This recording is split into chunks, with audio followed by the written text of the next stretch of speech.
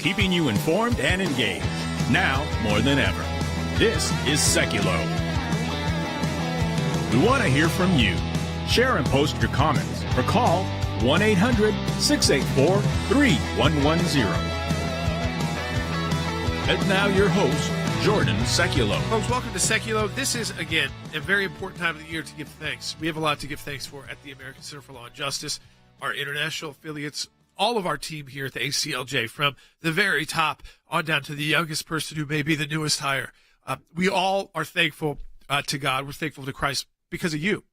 And because you provide us the resources and you share those stories. So whether you're a financial contributor, whether you get those where you share it on social media, whatever position you're in, we can't do any of this work without you. And we can't continue to expand without your support. And we appreciate that so much in times where it's easier for people to make those donations, in times when it's tougher, that you stick with us so that we can always continue to say, as we always love to do, and it's a great and an unbelievable responsibility to say, that we can take any case that comes to us. And we don't have to think like a law firm or private practice, and nothing wrong, because they do have to think differently. We don't have to say, you know what, this is going to cost too much. Because if we need to, we can come right to you and say, you know what, this is going to be big. And this is going to take additional resources, bigger than what we even have available to us. We're going to have to bring more people in. And you trust us, and it delivers. It doesn't mean that those are all easy. Does it mean that they're all done in a day? Of course not. And you get that. But that doesn't mean that you're not thankful for being in the fight. Now, we have a deadline coming up, November 30th. We have our Faith and Freedom Drive. You've heard it this month. And you know these are important months for us financially. One, this is a unique time of year. We have a presidential transition going on. And we've told you, in these times of transition, when you kind of get through the elections, you're like, oh, that was a lot, and there's a lot going on. That time in between can be very dangerous in the world, in law. I mean, you've seen it. I don't think that now it's playing out for you.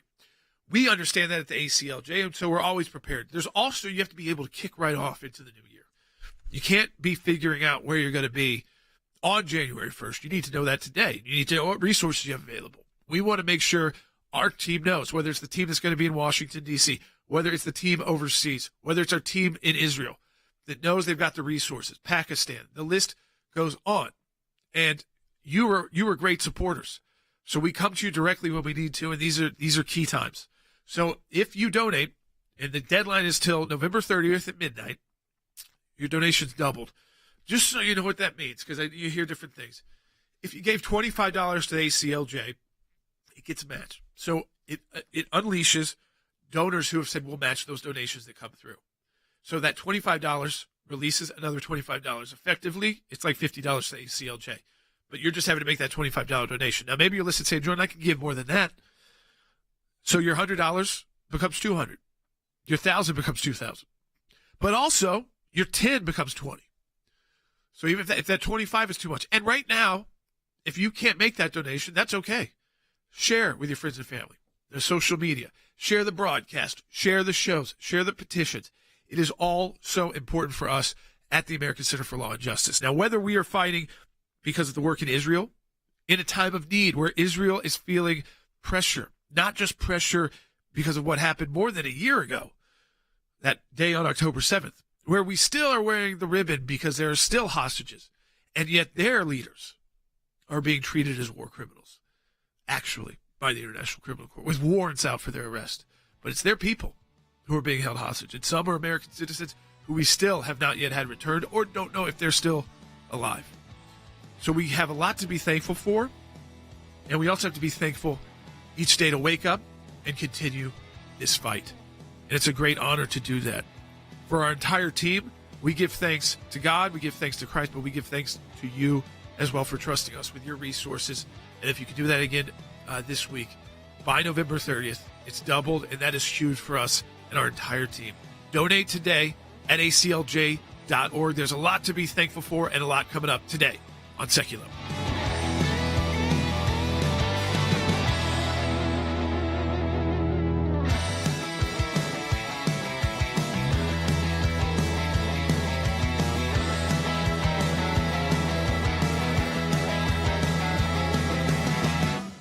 I'm a MSNBC, which did very well on election night and eclipsed CNN for the first time ever.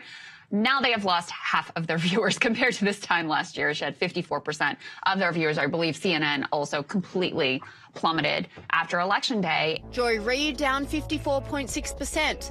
Ari Melba down 49.6%. Chris Hayes down 47.2%. Alex Wagner down 43.6%, and Morning Joe down 39.6%. The MSNBC, CNN universe in particular, but also the Washington Post, New York Times universe. Your view of the world was wrong. Like, it was wrong. It was repudiated. What you told us was going to work, what you promised that these were the people who were electorally viable and this was the path and these were the, issues and this is how they should talk about it. It's like they did all of that and they lost. They got blown out. Legacy media is dead. I don't talk in those terms, but look at what happened. You saw Donald Trump go on places like Joe Rogan's podcast, and that interview that went on for 3 hours has been viewed more than 90 million times, right? And Kamala Harris refused to go on a place like that. She'll go to CNN or MSNBC and do a softball interview, and apparently that didn't help her very much. Breaking news just in the last half hour that NBC Comcast is planning to sell MSNBC next week. You know what?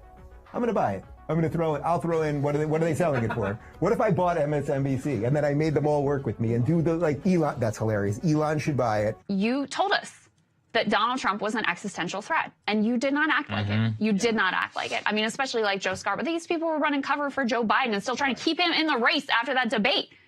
They wanted a 400 electoral college vote blowout.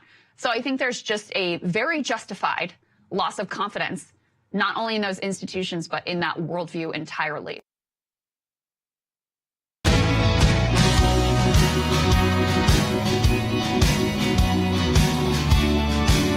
All right, welcome back to Sekulow. So, Logan, I want you to kind of start going through these numbers, and I think we'll do it.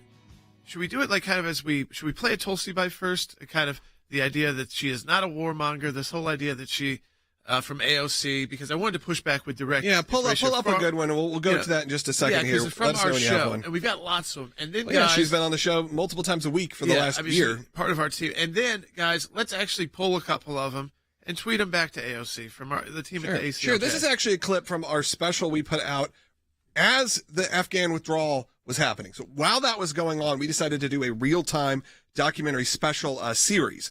And I spent some time called Revenge of the Taliban. It's on YouTube. It's available on ACLJ.org.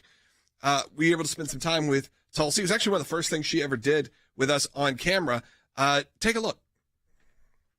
For people of our generation who it's a very stark moment of what happened before that, and the nostalgia, then the 90s, and then now post 9/11, just say, well, was any of this worth it? If you're here saying, you don't think necessarily we're in a better place, is that something that can be even changed then? And I know that's a little off topic, but I'm just curious your thoughts on that. It just struck me as something that's a bit hard to deal with as the normal American. Of course, it has to change. It has to change. And it changes with leadership. It changes with the kind of leaders who respect and trust the American people, who are honest with the American people, and who, most importantly, put the interests of the American people in our country first. Put country before party, put service above self. And unfortunately, over time, this is something that we have not seen happen for a whole host of reasons, but ultimately coming down to that basic reality, whether it's partisan politics, desire for power, or, continuing to wage these wars that are counterproductive, that do not make us more safe to serve the interests of the military industrial complex, or because you have leaders who are not willing to admit, hey, we were wrong.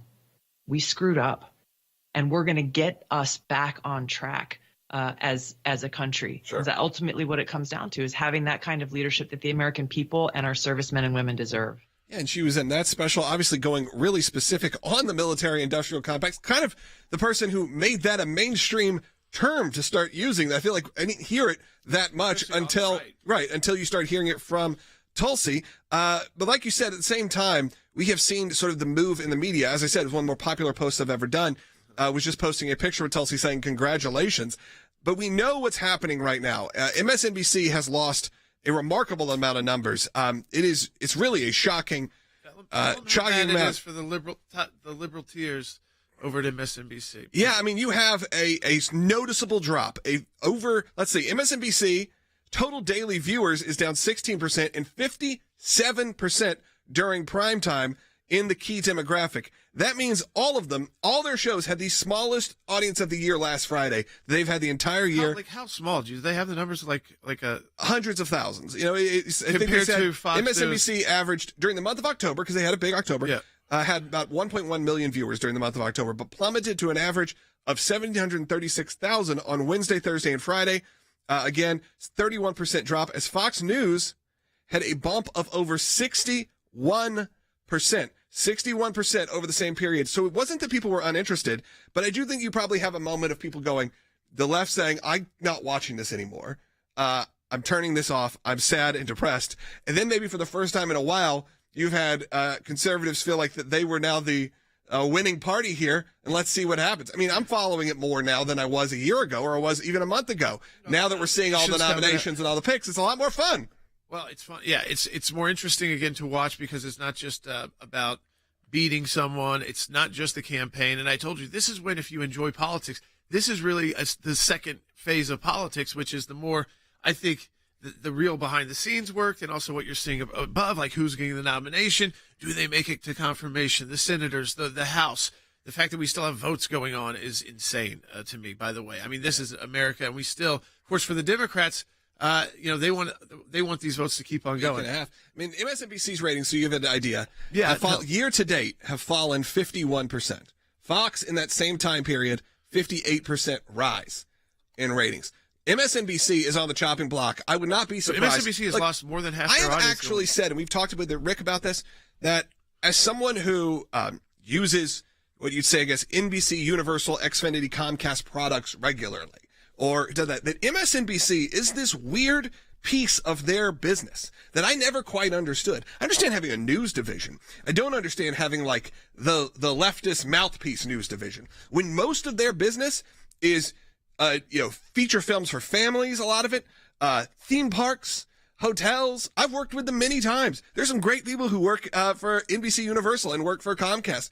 It's always been this strange thing that they've had. Even in brand alone, MSNBC, Microsoft and NBC, decades ago, when that became the news outlet, I could see them getting rid of it. And that is actually what they have said. There was a statement that was put out from the Comcast president in their quarterly earnings call. He said, I want to be clear what I said. We're going to commence a study on whether it's a good idea of creating a new, well-capitalized company that would go to our shareholders, existing shareholders, comprised of our cable portfolio networks. So that's a group. I'm not talking about Peacock or broadcast.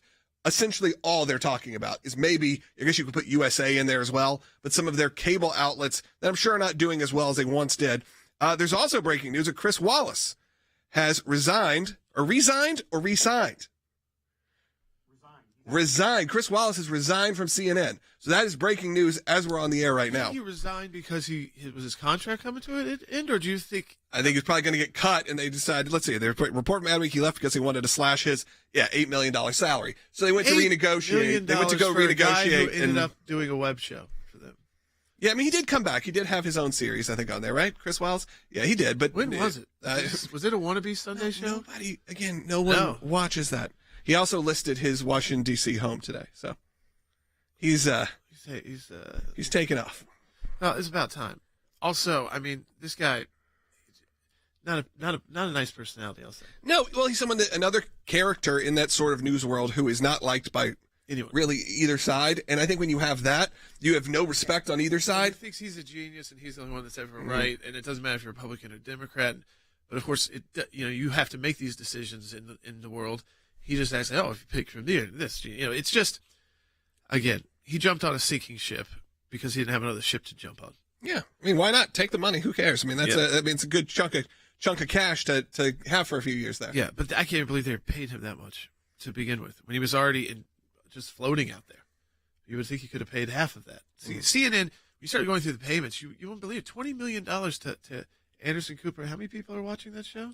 I have to pull up the ratings. It's one of their more popular shows, but not it's many. not hitting seven figures. It's not hitting low. If it is, it's low. It's not. Yeah, it's not we're talking 3, 4, 5 million. No. I think the idea here is, look, keep the press on, keep utilizing social media, keep using other forms. Of course, you've got your Fox News, you've got your Newsmax, you've got OAN. There's the I-24 now for the Israeli news. I mean, there's there's all these different options to get news for us that. Again, I don't think most people are as liberal as MSNBC. It's like you don't want to keep that on with your kids around because they end up just either saying really horrendous rhetoric against conservatives. I mean, this idea, if your kid's listening about Tulsi Gabbard, maybe your kid knows who they are because you're like doing what we do. And they're calling her these horrible things. Then you got to explain. I mean, exactly. That's why I'm saying that MSNBC shouldn't be in their portfolio. It should not be in NBC Universal's portfolio, in Comcast and all of it. It doesn't make any sense that it is, that they've decided to continually fund a failing leftist news outlet. It doesn't, look, I would say the same thing if they ran a conservative outlet, except for the fact that it would be financially probably a much bigger success. But you could at least argue the business side of it. Right. Becoming just not even just a CNN-style mouthpiece, which at least pretends to be objective and in the middle and all of that. They at least act that way. One of my favorite clips was on Colbert. He had Caitlin Collins on. It was Caitlin Collins, I believe so, last week. And he said something to the effect of, we know at CNN you try to keep it, balanced, and they didn't say fair balance. You try to keep things politically neutral, and the crowd laughs. Yeah. And she's like, was that supposed to be a joke? He's like, it is now. Kind of that wink and a nod, because we know where CNN stands, but they at least pretend. MSNBC doesn't pretend. And they are losing massive amounts of people. And who are you seeing who are popping up in terms of new media? Once again, just like terrestrial radio was in the 80s. Who's taking over for new media in podcasts and all that? It is almost exclusively leaning to the right. Whether that is your Joe Rogans or any of those affiliated. Even the ones that weren't as right, like Joe Rogan, have made a huge shift. Yeah, I mean, and I think people like Tulsi and people like Joe and people like RFK should at least be given their honors for really probably taking it over the top. For all of us, they brought new people into the party. Absolutely. And if we do the right thing, we can keep these people in as part of the party. We need to welcome them in. They share way more of our views than a lot of moderate Republicans. I'll tell you that. A lot more of our views. But we need your support at the ACLJ. Look, we're battling to support our colleague Tulsi Gabbard as we're utilizing the show today, and we'll be doing more with her confirmation against the left's attacks, which started on the minute. You heard from AOC. They think her appointment is more dangerous than Matt Gaetz. So they're putting her, at their top 3 list of those who they hate the most. Tulsi is number 1 from the squad, and we have to fight back. Let's make sure we have the resources. Donate today. Have it doubled. ACLJ.org. Donate today. A lot of people were saying even if he wins the popular vote, it'll still just be a plurality because of third parties and everything. He's not going to get over 50%. He's still sitting at 50.1% of the vote, and that hasn't changed for days as California continues to put out votes. They're almost done counting there. He may win the majority of the country's vote despite 8 years of lawfare.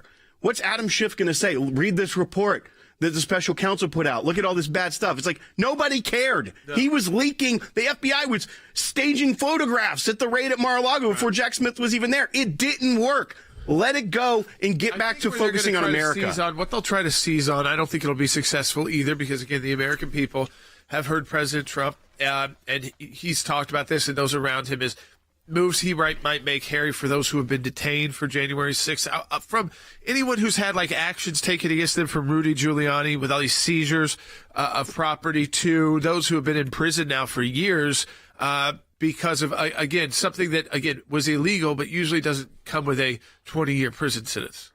Well, I think that's correct. And so I think what we have witnessed is overreach, legal overreach by Jack Smith. Secondarily, I would point out that even though Jack Smith's campaign against Donald Trump will likely end with a whimper, it's very, very likely that state actors such as Governor Newsom, Mayor Brandon Johnson of Chicago, Governor Pritzker of Illinois, they will continue their resistance campaign. But I think what they will likely miss is the fact that Donald Trump's agenda as Will correctly points out, is wildly popular with the American people. All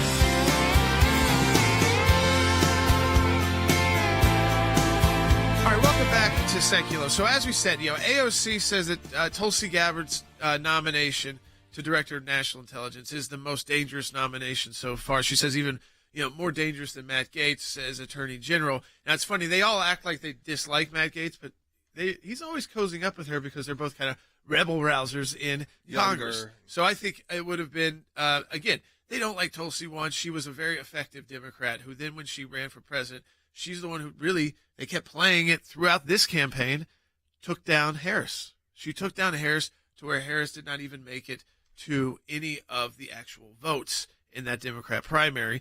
And then, of course, quits the party and has an ideological transformation. While serving in our military for 20 years, she also believes, I think that's why it's so real, that the military option should be the last options. All this talk about, Russia, this is all the same talk they would say about you or me, because we're saying, where is the end game?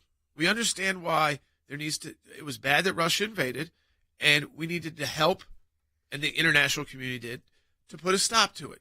But no one has ever given us a goal. Like, when do we stop? When is it enough where we can declare this is over and start moving forward and rebuilding Ukraine? Like, those kind of issues make you somehow a Russian agent? No. And then the second issue, that meeting with Assad, let me put it to his perspective. I don't have much information on it, but I do know publicly this. She's been in the military and is in, probably has to leave soon, for over 2 decades. Okay? Over 2 decades. Actively. And in that time, she's gone up to lieutenant colonel. She's been deployed to the Middle East and North Africa, so into combat. She has a very high security clearance. So I don't think any of the things that she did in a public way, like even meeting with Assad, well, there was a lot going on in Syria at the time, like we were going in to defeat ISIS. We didn't want him using chemical weapons. We also wanted to make sure our U.S. troops weren't hit with chemical weapons. So I don't think if that trip was so bad or dangerous or outside the norm that the military would have kept Tulsi, given her a clearance that she's continued to get higher clearances, and on top of that, keep her as a leader inside the military. So that is another one of those there's good people on both sides. You have to really, I think what she'll be able to do is go into closed door, which they often do with intel nominees. And if they really are pushing her on that, I think all she has to do is say, I have to go to some people, make sure I can talk to you. We have to go to closed door or in a skiff, and I can explain it all. And that will be that. But she's got to make it to make it to the hearings, Logan, is your first goal after announcement.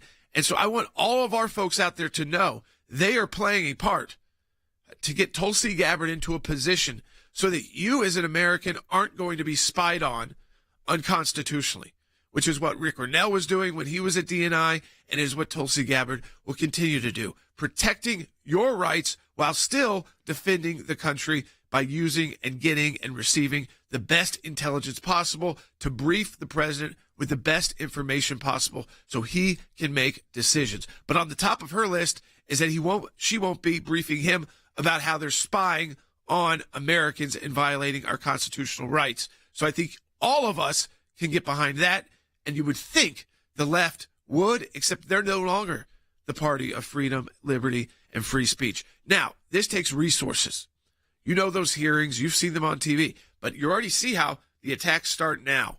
We want to make sure Tulsi makes it to the hearings, gets through the hearings, and becomes the director of national intelligence.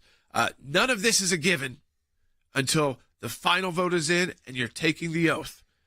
So, where do you will be brutal. Yes. Like, I mean, I understand. Even the ones who end up sailing through the votes, the actual experience of getting confirmed, if you haven't spent time and watched them, which most Americans probably haven't spent time watching in the middle of the day, they can be brutal on your family, brutal on just about everything because they have the opportunity to grill you on anything. And they will take the opportunity to do it, even if they know you're going to pass. Right. They try to hurt you as bad as they can, and they pick and choose a few people to really try to take down. Mm-hmm. She's on the takedown list. Yeah, I'd say that her, Gates, And probably Pete Hegseth. Yeah, Pete Hegseth. And it sounds like the ones that the left would love to take off the most is Tulsi, and that's because of internal politics, because she left the party and took with her she took with her the Rogan vote, the vote of people like Elon Musk. I mean, you saw that. She brought those people on board. And RFK, who was running his own campaign because of talking to Tulsi and working with Tulsi and then getting to Donald Trump, dropped it and was, I don't know, the first Kennedy to endorse a Republican ever?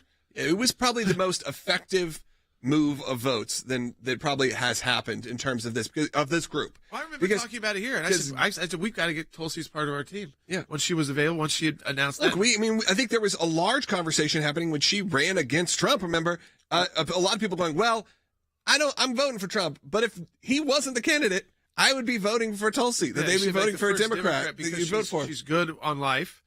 She's good on all the constitutional protections we care about: the First Amendment, free speech, religious liberty, worldwide, and go America first. I mean, you brought up in the sense that we don't send over troops unless that's the only option we have to protect America's interest. And you brought up her military experience. I mean, how many times on this broadcast where she was going to be on and then something would happen, or she'd get called up or something. And sometimes for a few weeks. So there was times where you're like, oh, Tulsi was on the show for a few weeks. It's a lot of times was because she was actively serving in dangerous areas. And some places not just where she couldn't even tell us where she was. An American, base somewhere in Texas. Well, no, think about the fact that she says it now, but doesn't get into specifics. But one of those times for 3 weeks was, I've got to deploy to Africa. The Horn of Africa. The Horn of Africa. I mean, very dangerous place in the world, but not a place you think of where a lot of necessarily deployments are going on. So she understands the intricacies in the use of special forces and how the use of special forces can be much more effective than full-scale wars. So if you balance intelligence with tough diplomacy and then have the strongest military in the world always ready to go, you can get a lot done without having to fire a shot. It doesn't mean you don't have to be ready. Why would she be in the military if she didn't believe it?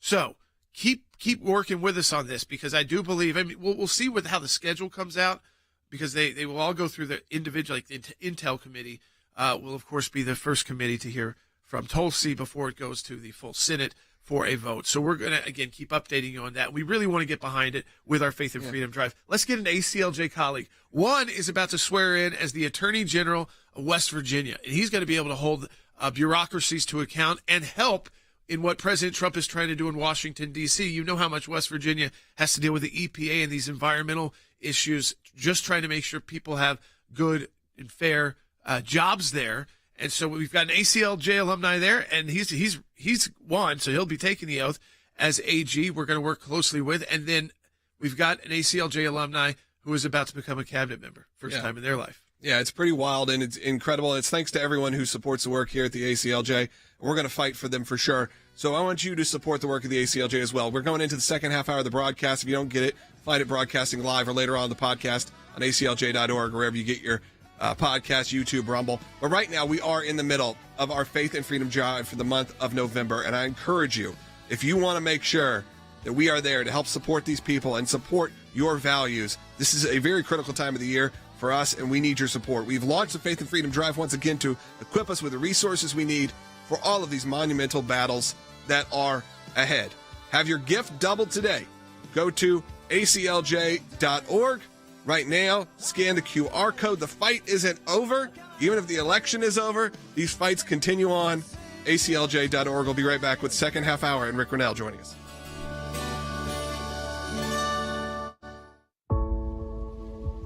This is the time of year when we give thanks for all the blessings in our lives, our family, our health. But what about our more profound blessings that we as Americans are privileged to enjoy? Our faith, our freedom, unique liberties that so many people around the world can only dream about. Freedom to worship, freedom to speak. They're fragile freedoms that must be vigorously defended. And we've witnessed the attacks on faith and freedom on a global scale. It's time to take a bold step, to join us in the fight. To join us in upholding the Constitution, and to defend the freedoms you hold most dear for your family, for our country, and for the world. Go to aclj.org to support the ACLJ Faith and Freedom Drive.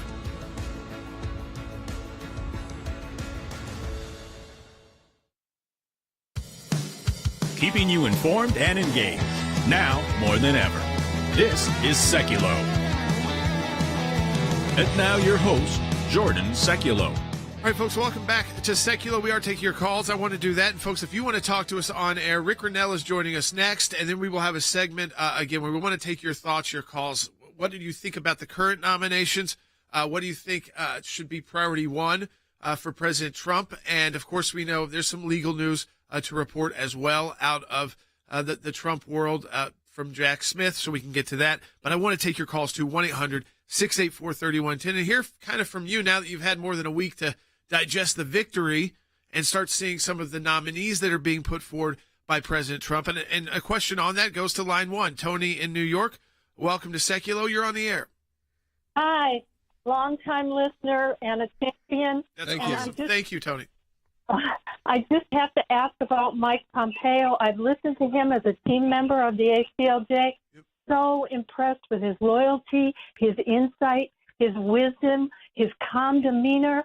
I don't understand why his name wasn't prominent. Yeah, well, I think that there's a couple of things. Well, he's very close to the president still. He was there with him on the final rallies brought to the stage. Remember, he served in 2 cabinet positions already. He's been CIA director and and Secretary of State. So if you're looking for a different position, there's probably only 1 or 2. I mean, and so I think that would be at the level that you would take after being Secretary of State of the country, or it would just not necessarily make sense. So, you got all these people who are qualified for a very few number of positions. And remember, in even 4 years, there's going to be turnover. And I'm not talking about the kind of turnover we saw with President Trump initially, but I do think there will be people, and maybe I'm wrong, but usually this is the norm. Some of the people that have been named will not make it to an actual hearing. Something could happen in their life personally. Some attack actually hits too hard, and they think that by staying in, they are going to be damaging the president too much, even if they can defend themselves, even if the attack is wrong. I mean, you were trying to serve the president here. It's not about you. Yeah. So I don't think it's the end of Mike Pompeo. I think we've only just begun kind of filling in the potential names that the president would like to see confirmed.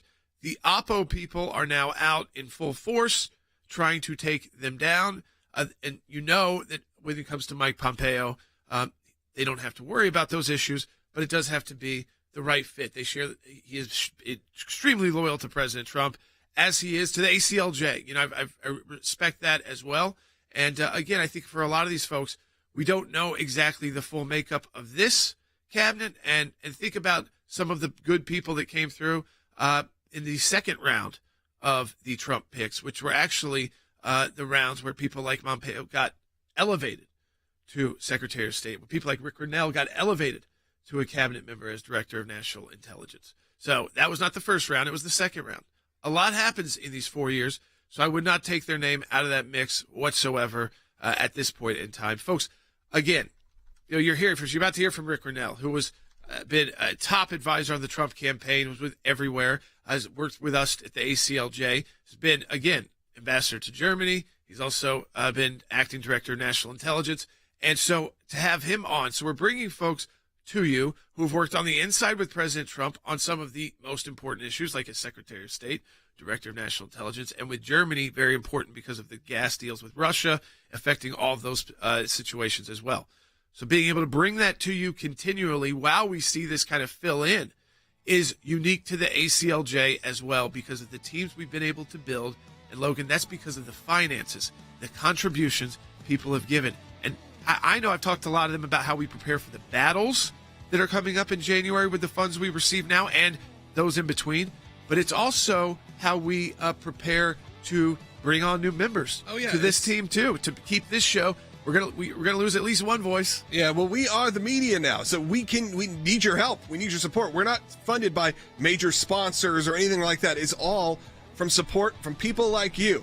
The old PBS model, if you will. Thanks to viewers like you, we're able to stay on the air, but that's absolutely true. Now more than ever, that's true. And over 445,000 of you are just on our YouTube channel. And we have an amazing team who does that. Okay, that's not just one guy. An amazing team that's doing that. So support the work of the ACLJ. Be right back with Rick Grinnell. The Trump transition team may already be gearing up for a takeover, but President Biden has plans of his own for these last few weeks. U.S. Secretary of State Antony Blinken pledged to rush assistance to Ukraine in the Biden administration's final months. The nation's top diplomat made the comments during a visit to NATO's headquarters today, where he met with European officials. President-elect Trump has signaled that he wants to reassess the U.S. commitment to Ukraine. Blinken said that he's determined to give Kyiv the aid it needs before Mr. Trump takes office in January. You've got like, what, $6 billion in money left. That's already. And President Biden made clear when President Zelensky was here in Washington a couple of months ago that we would spend all of the resources that were provided to us by the Congress on time and in full, meaning that by January 20th, we will have sent the full amount of resources and aid to Ukraine that Congress has authorized. And of course, President Biden will have the opportunity over the next 70 days to make the case to the Congress and to the incoming administration that the United States should not walk away from Ukraine. We've obligated just recently and pushed out the door another $8 billion in security assistance for Ukraine. That was in September. Another almost $500 million just a few weeks ago. And President Biden is committed to making sure that every dollar we have at our disposal will be pushed out the door between now and January 20th. The American people want sovereignty protected here in America before we spend our funds and resources protecting the sovereignty of another nation. You think about it. We've sent $175 billion of U.S. aid to Ukraine. That's more than 3 times the entire annual budget of the U.S. Marine Corps. I've been one of the few senators in the United States Senate who has voted and has opposed every cent of this Ukraine aid. Right. I've been listening to the American people. We need to focus on our own issues first, and I've taken a lot of heat over it from Mitch McConnell, from the Wall Street Journal. Yeah. But this is what the American people spoke up and want us to do. We should never have been in Ukraine.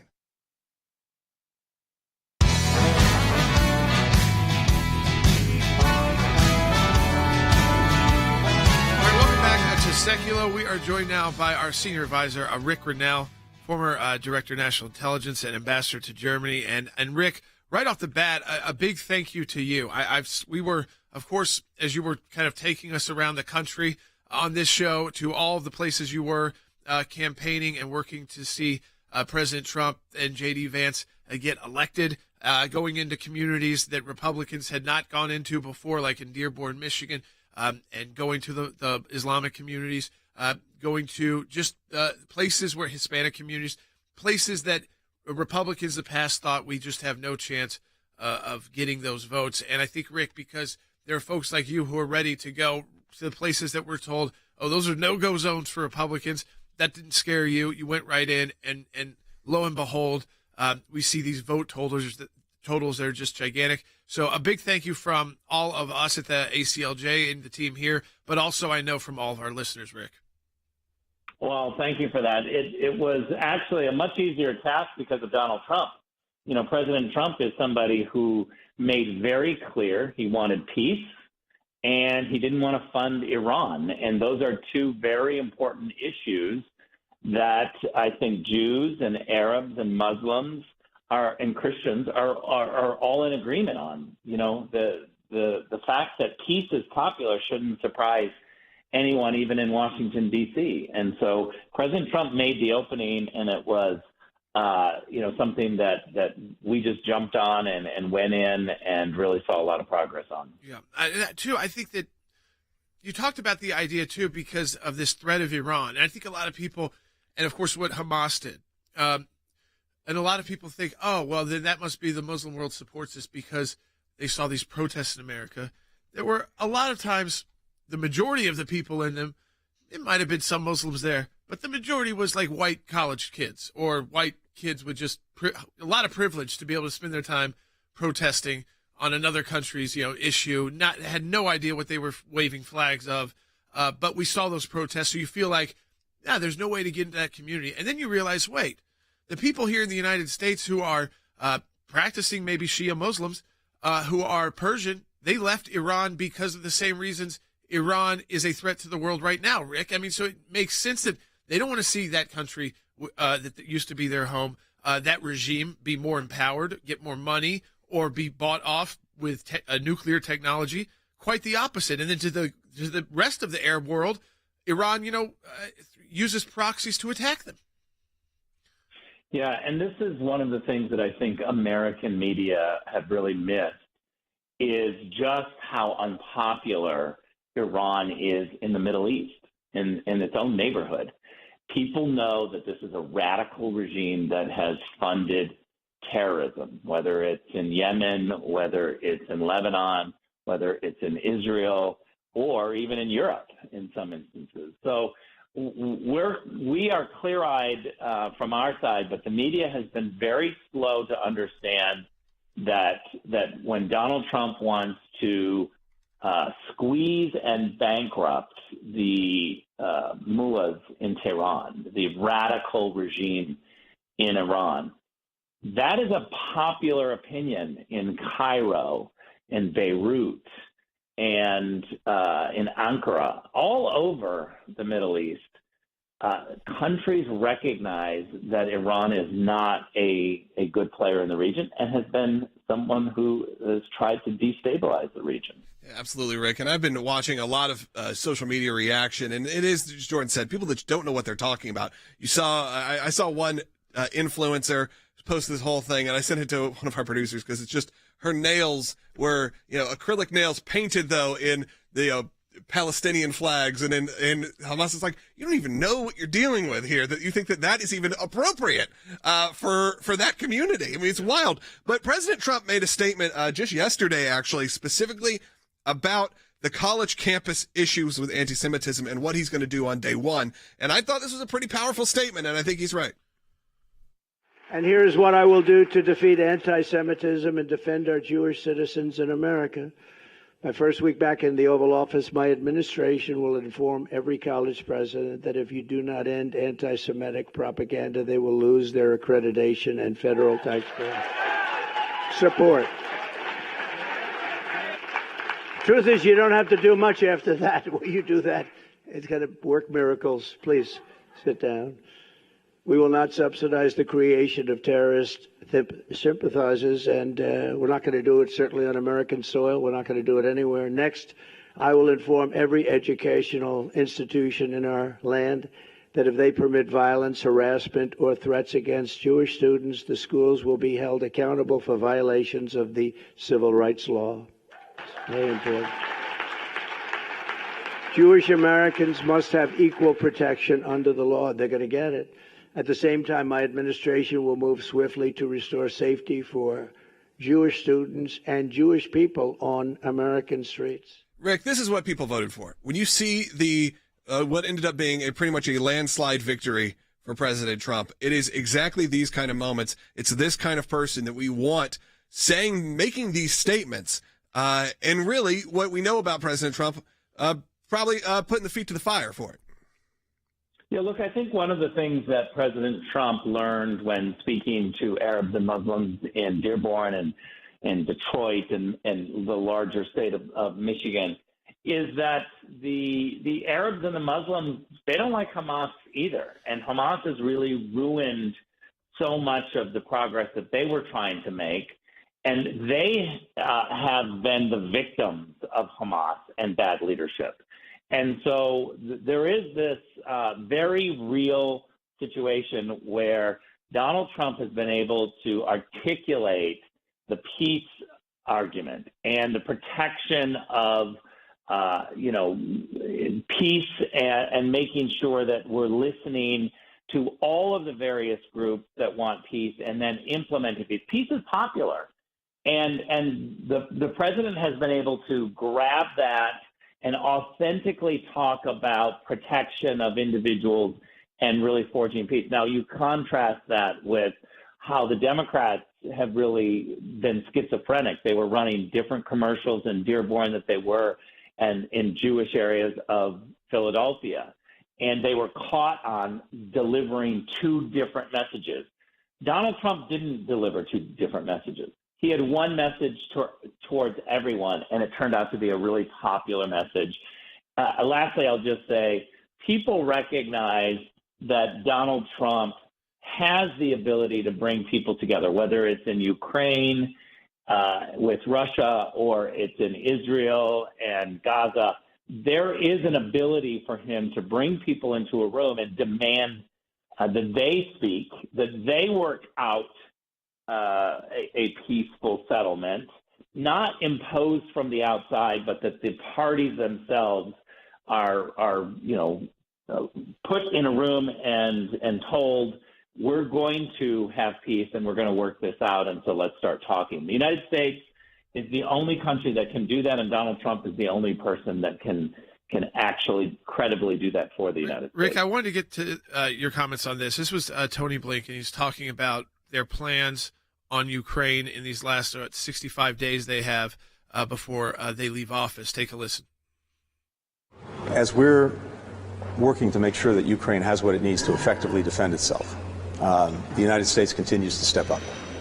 We've obligated just recently and pushed out the door another $8 billion in security assistance for Ukraine. That was in September.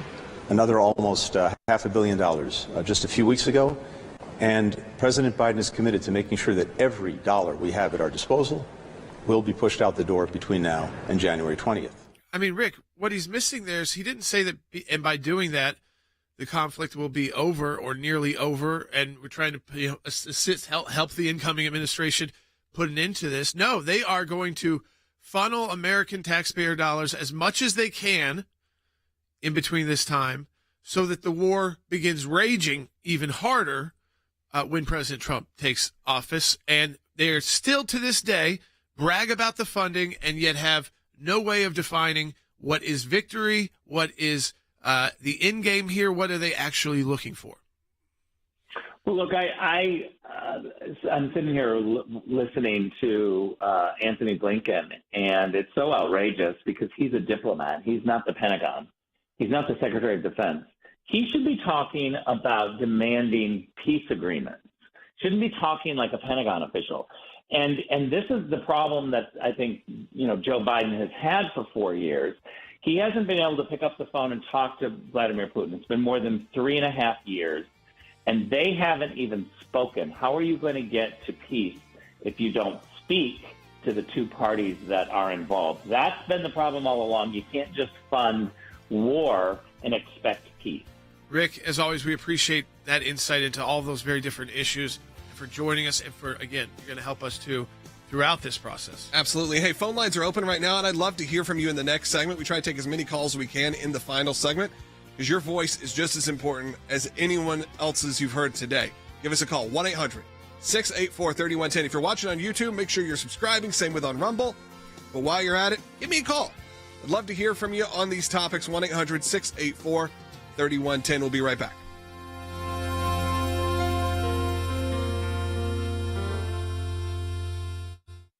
Government at every level certainly has a very specific role at the county level, at the state level, and at the federal level. Fundamentally, they need to work together to be able to deal with everything from obviously access to food and water, but a lot of the issues that people have in the wake of these major disasters have to do with infrastructure, has to do with access to power. The fundamental need is we have leaders at every level who have a responsibility to be prepared in the event of these disasters occurring and to care enough to mobilize all available resources immediately to meet the needs of the people. I activated my nonprofit, We Must Protect, and really mobilized it in response to the tragic and historic fires that occurred on Maui. The needs that people had on the west side of Maui were basic but essential, and they were not being met by government institutions. And so immediately we kicked into gear and started to deliver specific things that these residents needed and asked for bridging that gap between the failure in the government response at every level and meeting the needs of our neighbors and our friends. Getting out there into the mountains of western North Carolina a few days after Hurricane Helene swept through left me speechless and heartbroken. In every one of these cases, they asked, please don't forget about us, because they know very well that as the headlines move on, unfortunately too often, they are forgotten about. Most importantly, they are forgotten about by those in government who have the resources and the capabilities to be able to support them in the near term and the long term.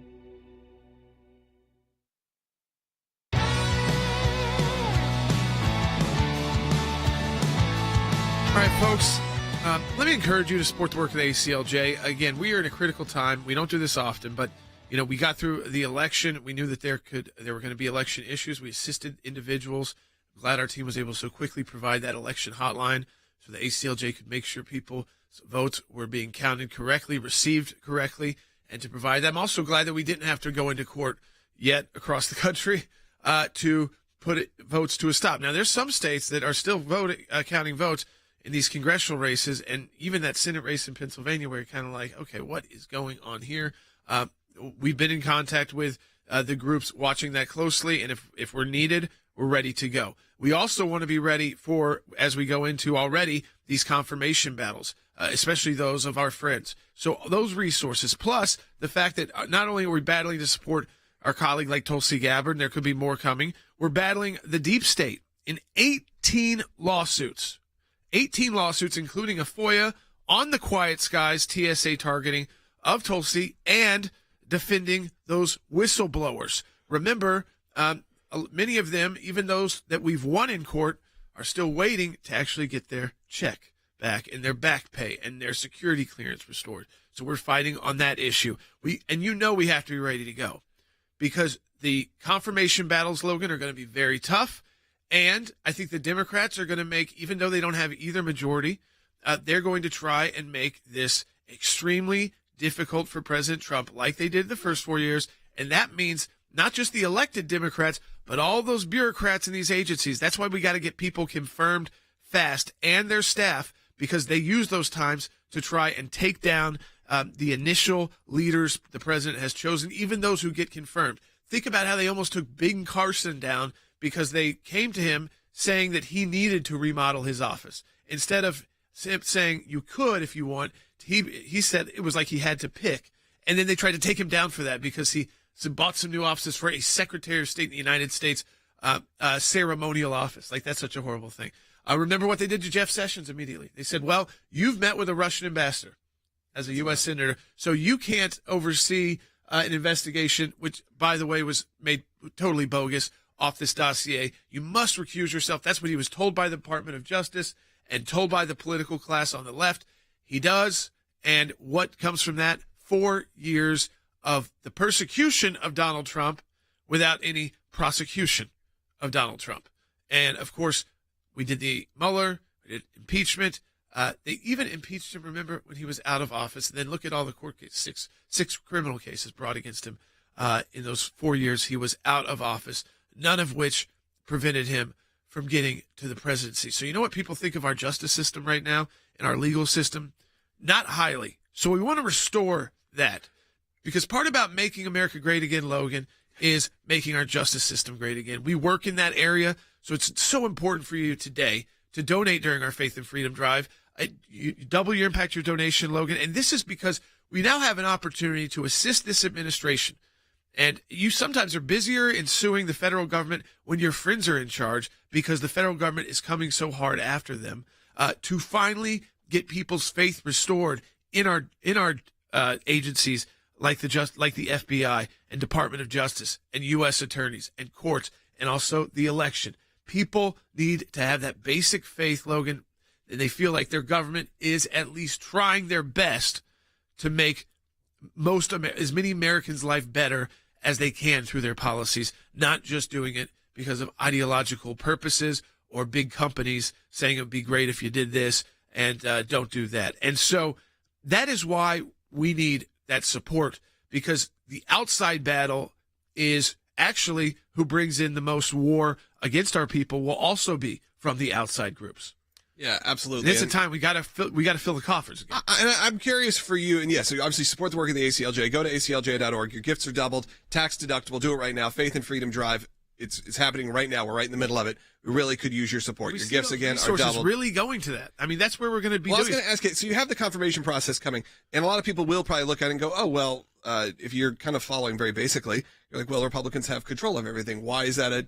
Why should any of these have issues?" But we know that not all Republicans are lining up just because you have that R. Yeah. Okay. And the Senate has a very different mix of Republicans. I'd say, you go to the conservative side of Ted Cruz, our friend here, Bill Hagerty, and Marsha Blackburn. I mean, I can go on. Tom Cotton. There's a whole list of people that are very conservative, and Mike Lee, and more. I'm missing a lot of names because there's lots of them that are conservative, but certainly not all of them. So you look to Lisa Murkowski and Susan Collins. So if you're at 53 and they don't like one of these nominees, you're down to 51. So if they pick off, they'd have to pick off two more because the vice president can come in and cast a vote. But if you've already lost two, and those two's job is just to find two more people to say why I don't support this person, it's over for them, even if you make it to confirmation. Now, the committee votes no longer determine if you get a floor vote. Now what they do is say, does the committee recommend your confirmation or not?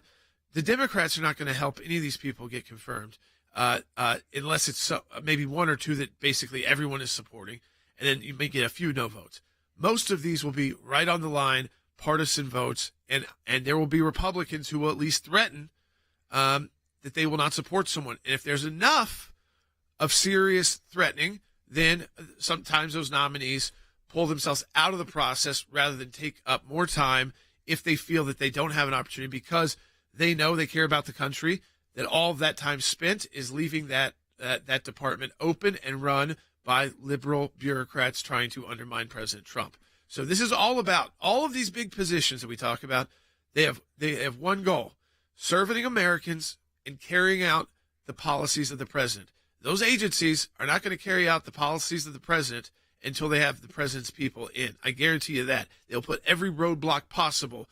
So the longer these confirmation battles take, the Democrats know, the less time he has to govern. Yeah, absolutely. Can we quickly take Daryl real quick? He's been on hold for so long. Daryl, you're on the air. Well, thank you. First off, I'd like to tell you guys I really appreciate your work. We need you in the gap, standing against the darkness. Thank you, Daryl. Appreciate it. Thank you very much. Also, Trump came out of the gate swinging. I mean, that's just awesome. He's going down taking names. But I wanted to emphasize a point I think that would be of value to us is looking at the remedy to these problems that we've had in the past by putting pain on those that supported these actions. For example, when we deport the illegal immigrants, which we should do all, thank you to Mr. Homeland, we should put them in Mexico, not their country of origin. If we send them back to Mexico, Mexico will seal their borders and stop them from coming across into their country, leading to our country. Yeah, I mean, we got a minute left, just have to jump in. I think this is the issue, right? Would you want to really put all back in Mexico with what you just said, that Mexico is not doing enough to deter them? So I think those who are of Mexican origin and are illegal immigrants, and I think you start with the priority list, the people who are the most dangerous down to the least, and you focus on the most dangerous, so that's because that's how you're protecting Americans. And again, they should go back to where they're from. So I think just putting everybody back in Mexico is actually could be dangerous for the country because the border has not yet been secured, and Mexico has shown some ability, but certainly not a full capability resource-wise to actually be able to prevent that many people from getting back over. So I think it has to be done much more strategically, and it sends a strong message. We want immigrants to America, but you've got to follow the legal process, and we will welcome you here regardless of your background, especially if you pass all these things that you've got to do. Do it the legal way and support the work of the ACLJ. Let's make, again, respect for law again in our country. ACLJ.org. Donate.